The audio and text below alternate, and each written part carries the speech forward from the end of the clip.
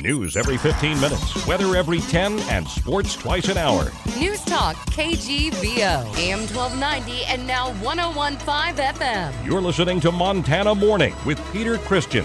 After the news out of Dallas, a Missoula doctor has personal experience treating Ebola. Good morning, everyone. This is Montana Morning. It's Wednesday, October the 1st, 2014. Sky is partly cloudy. We have 44 degrees in Missoula. Our newscast this morning sponsored by Temprite Service. Plumbing, heating, air conditioning problems? Call Team Blue. Their number is 728-1111. The first official case of Ebola, as we just heard, in this country, diagnosed in Dallas.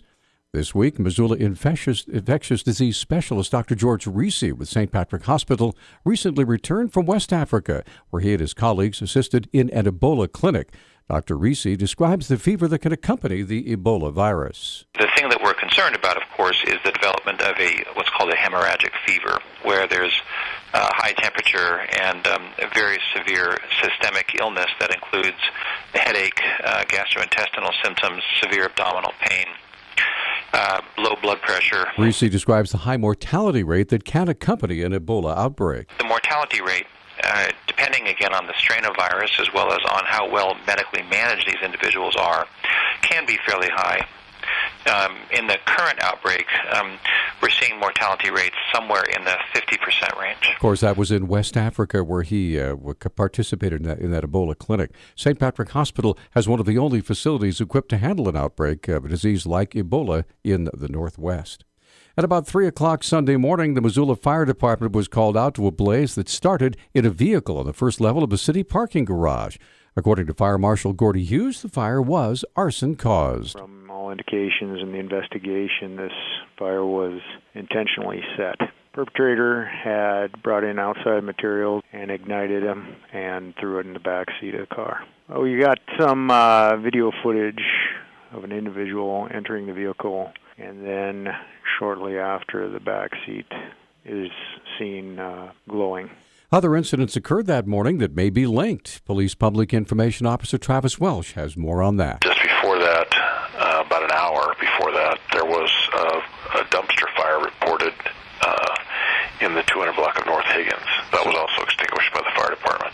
They're very close together proximity-wise, and they occurred, within an hour of each other. Anybody with information asked to call the Missoula Fire Department, 552-6210. Missoula County Sheriff's Office investigating a burglary that took place early Monday morning on Cattail Drive out in Clinton.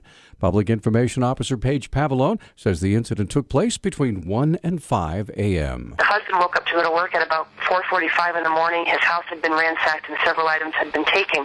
This all occurred while there was 2 children sleeping downstairs with the dog and then 2 more kids upstairs sleeping with the parents. So there were 6 people sleeping in the house. Pavolone says someone entered through the back of the residence through an unlocked door. 2 laptop computers were stolen, valued at more than $3,000. A very expensive hand watch was stolen, as well as some glasses, some paperwork. Some of the items were ditched outside of the residence. And then also a fire extinguisher that was from inside of the residence was found deployed 3 houses down from where the burglary occurred. If anybody has information, again, they're asked to call Crime Stoppers, 721-4444. A 48-year-old North Dakota man who was convicted of trafficking over 34 pounds of methamphetamine into Montana and North Dakota has been sentenced to 30 years in federal prison. U.S. District Judge Sam Haddon sentenced Lloyd Nickel of Minot, North Dakota during a hearing in Butte on Monday. Nickel was convicted June 11th of possession of methamphetamine with intent to distribute and a conspiracy charge. 3 other co-conspirators have been sentenced to between 8 and 11 years in prison. The prosecution was part of Project Safe Bakken. We'll stay with the crime report now. One juvenile male was arrested Monday evening in conjunction with 5 vehicle thefts in the Stevensville and Florence areas that occurred September 15th. Valley County Sheriff Chris Hoffman says another juvenile male already in custody was charged yesterday. The suspects targeted unlocked vehicles with keys inside. They damaged the vehicles, abandoning them where they crashed. The suspects were also involved in 3 more vehicle thefts in Stevensville. For more information about a separate case that occurred last week, also in the Bitterroot Valley, check it out on our website at newstalkkgvo.com. Western Montana game wardens trying to track down the individual responsible for an odd poaching incident that happened early Monday morning near Haugen. Fish, Wildlife and Parks spokeswoman Vivica Krauser has more. Early in the morning hours, and just behind the $50,000 silver gas station there, it's just off of I-90.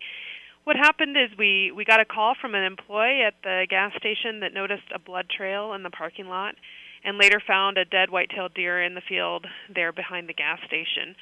Wardens noticed the deer was missing a few vital organs, but the rest had been left to rot. When wardens investigated, they found a white-tailed doe that had been shot several times with a small caliber rifle and field dressed. The heart and liver was taken, but all of the meat was left to waste.